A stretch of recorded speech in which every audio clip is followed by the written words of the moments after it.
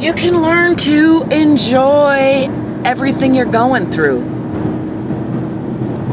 That sounds like an exaggeration, and it kind of is, and yet it is an ideal that I aim for. Hey, hi, I'm Angel. Thanks for stopping by my channel where I aspire to inspire you to reach for and achieve your greatest potential.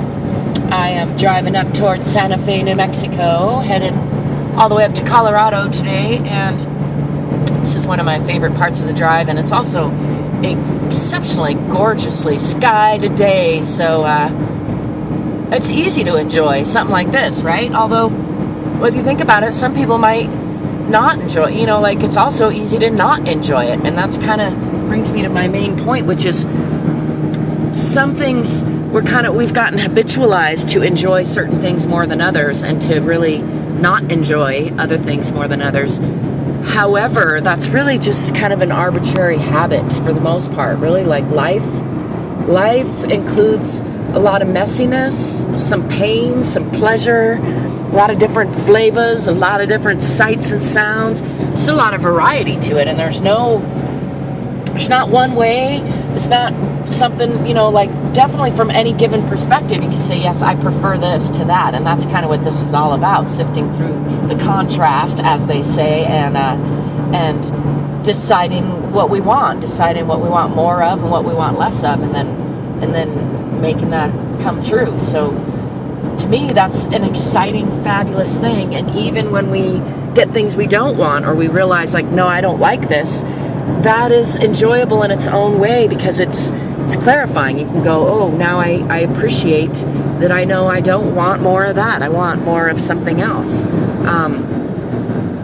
You know, I just had a pretty unpleasant experience yesterday with the death of my good friend, dog friend, and that's exactly the kind of experience that is hard to enjoy. And it's not like I enjoyed it. However, I did a pretty good job of not letting myself get sucked into the unpleasantness of it, not focusing on what I don't like about it, and instead focusing on what I'm grateful for, that I'm grateful that I'm strong enough to be able to be there for something like that, that I'm grateful that I got to have that relationship and develop that love and share that love. And even though it stings when someone we love leaves their body, leaves this plane of existence as we know it, and I don't know what happens after, and so I don't know if that's just the end, or spirits are eternal, like we like to think.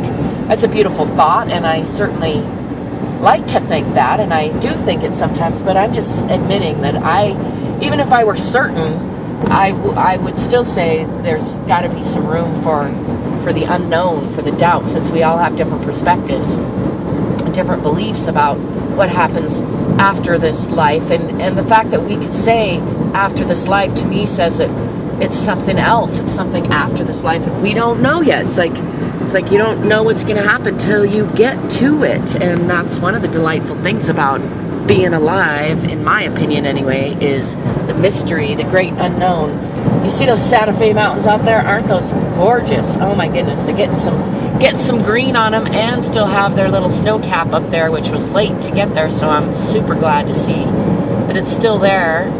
That's the city of Santa Fe we're looking down on there. It's our capital. It's a pretty small little town, actually, or small city. It's a big town, small city.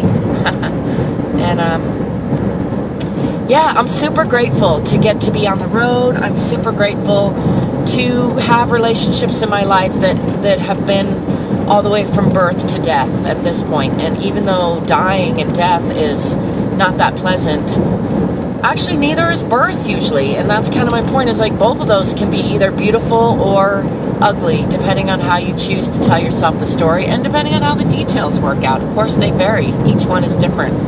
But at the end of the day, we get to choose. And throughout the day, not just the end of the day. That's a weird expression, isn't it? Every second that we're alive or conscious, we get to choose what we focus on, how we tell ourselves a story, and whether we choose to see the positive in what's going on or the negative in what's going on, whether we choose to look at it with loving, appreciative eyes, or we choose to look at it with critical, dissatisfied eyes. And I think it's fine to choose either way, I think it's far more enjoyable for myself and for everyone around me when I choose joy and appreciation and playfulness and positivity over dissatisfaction and criticalness and shitty stories. So I hope you're telling good stories. I hope you're looking at life through positive eyes with a desire to appreciate what you see, a desire to understand in a loving way our differences, our diversity, our commonalities. It's all beautiful to me. That's my 2 cents for right now. Wherever you are, I hope you're loving life. I love those trees. They're starting to get their green and their blue and their yellow and their red on. It's so beautiful. Anyway, till next time, peace, positivity, prosperity, potential, and playfulness.